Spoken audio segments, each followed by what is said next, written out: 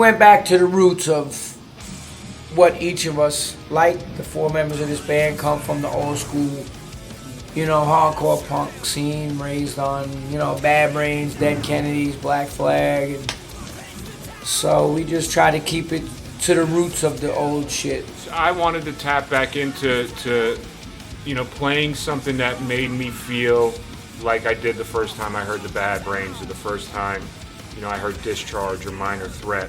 When I was a kid and I would put on those records, you know, I'd want to break shit in my room. And so I wanted to tap into that, you know, 13, 14-year-old hardcore kid. That never goes away, you know what I mean? It's like with whatever things you're doing and with other bands, you musically, I mean, because we all love music. That's what it comes down to. It's just playing music. This happens to be, you know, the punk rock harder side of what we are all capable of doing. Bloodclot started in '81, so we were opening up for the Bad Brains, the original lineup. So we're just trying to do what we want to play, what we would go to see a band. If a band was doing this, I would go see it. John, I've known since I was 11 or 12 years old. Todd, you know, is fucking legendary, man, in AF back in early fucking '80 when he was 12 years old. He even played with the Cro-Mags here and there, and with the Bad Brains and Danzig and Lemmy. He's played with everybody. I was always a big Cro-Mags fan, even though they were friends of mine. You know, next to HR and the Bad Brains, I always thought John was one of the greatest frontmen in hardcore. And we had, a few years back, I'd filled in with the Cro-Mags on a show on guitar, and we had started talking about doing some new music together, and that's how all this started. And we were like, yo, we gotta put together like the band of the best motherfuckers out there. I think it was 1984, 85, he was on tour with a band called Wasted Youth, and it was the first time I saw him play, and you know, his drumming blew me away back then. And you know, years later I had the opportunity to play in Danzig, and for me it was more about playing with Joey. Even though I was a Misfit Sam Hain fan, it was more about playing with Joey because I had the opportunity finally after all these years to do something with him. And all that time, all these years that had passed, we'd always talked about doing something. And so when we started talking about putting Bloodclot together, he was the only guy I thought of. You know, Joey Castillo, I've been friends with him for a while. I liked all the bands he was in. He's a fucking, you know, they call him the John Bonham of hardcore. He just beats the fucking shit out of the drums. He enjoys himself doing it. He's a badass. You know, Nick, Joey brought in because they had played together in Queens of the Stone Age. You know, I joined Queens in late '82 on the release of Def. But I'd known his work from Caius and stuff like that from back in the day. And, you know, he was the first person I thought of when Todd had brought this up about doing something with John, myself, and him. I was like, dude, the only dude I know that I would want to do it with and who's capable is Nick, you know. For this, it's a perfect fit. He's a monster, you know, and, you know, he's been on the scene forever. I got involved with playing with these guys, like Joey said, from him talking to Todd, and I was really excited to do it. I always loved the Cro-Mags, and so having a chance to work with John was a definite exciting thing for me. And I saw them a couple times when I was a kid, and it was an amazing thing, you know. It's pretty, I guess when you're really young, you see things at shows that are kind of like, dude, they're elevating, dude, they're flying to the air and shit. It was a pretty magical thing for me, you know. But I ended up wanting to play music more because seeing them play with Motorhead at San Bernardino Orange Pavilion in '86, I think it was, it kind of changed my life because they came out and like talked to us after in between that Motorhead and they got done playing. I was like, whoa, I never thought of like getting backstage or meeting anybody. So it was just like I bought my ticket and went in to see the show and stuff. And So to have them answer my stupid questions, whatever I was asking them, I don't even remember what I asked them, probably something pretty lame, but they were cool to me and they answered all my shit, and I thought like, wow, man, I want to do this, you know, I want to do what these guys do, like I want to play music, and it really changed my life, and it was one of the most powerful shows I ever seen, you know. Cro-Mags and Motorhead was like, you know, two of my favorite all-time bands now to this day, so it was an amazing thing, and so to play with John is a dream come true, and get to play with Joey, one of my favorite drummers, and Todd, great, fantastic guitar player. I'm trying to pick up the slack. I'm trying to like not get left behind over here, man. I'm trying to play my bass, you know. Now, these guys are great to play with, and they're just kick ass. So you know, having the opportunity to do it is more than an amazing thing for me. So you have this. You know, me and Joey played together for a bunch of years. Nick and Joey had played together for a bunch of years. So the chemistry, when the three of us actually got in the room and played for the first time, it was, you know, undeniable.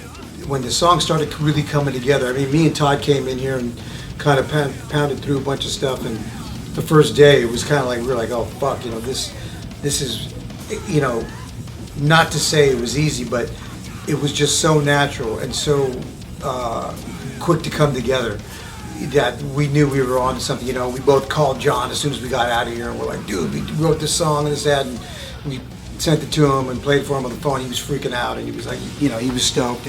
And we just started writing songs, and you know, me and Joey coming into the room and writing and demoing stuff, and then sending it to John, and that's kind of how we did this with us being on the West Coast and John being in New York. Oh, but I came in like last minute, late night, you know, and went for it, dude. You know what I mean? Like, you know, I was leaving. I don't know what I was doing. I was leaving for like a tour the next day or something crazy, and I had a session. I don't know what I was doing, but I did something else, and so I had to go in at night and do this thing, and then we went for it, and it was awesome. It was an amazing thing because the music to me is authentic. I'm a huge fan of 80s music, and I like to think I have good taste in music, and when I heard this shit, it was undeniable. It was great, you know, and it was real, and I wanted in on it. The way I write is I hear the music, and I get a vibe for what I see visually. It's a very visual medium to me, music.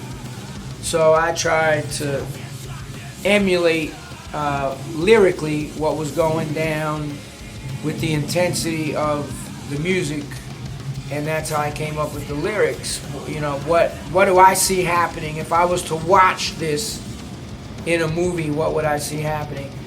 And it's also, you know, when you look around what's going on the planet today, having somebody like John, who's just, you know, he's the shit, man. You know, he's fucking sang an Age of Quarrel. End of story. Now, there's never been a better time for punk hardcore than what's happening on this planet right now.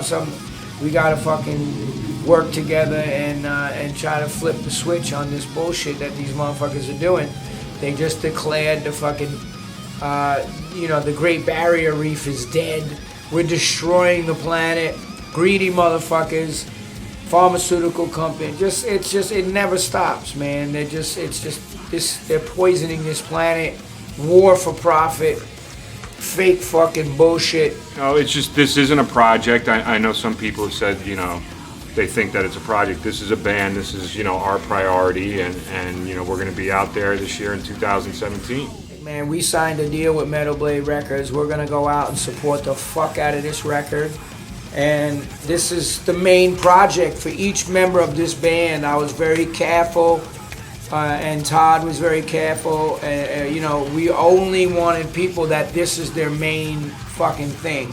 So there's not any conflict of interests with any other projects. That's why who's in this band is in this band for the long haul and to go out and tour the fuck out of this record. We already started working on our next record. We got fucking 5 songs on the next album. Ready to go.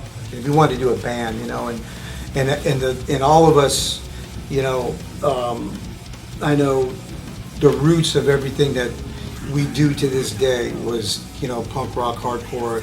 When I was a kid, there were certain records, no matter what shitty punk rock crash pad you ended up at, there was always a handful of records that every one of those apartments or squats or whatever it was that I was in had. And it was Black Flag Damaged, Minor Threat Out of Step, Bad Brains Roar Cassette. There was a handful of other ones. But, you know, so I wanted to try and make one of those records that was undeniably one of those great classic American hardcore punk albums that'll stand the test of time.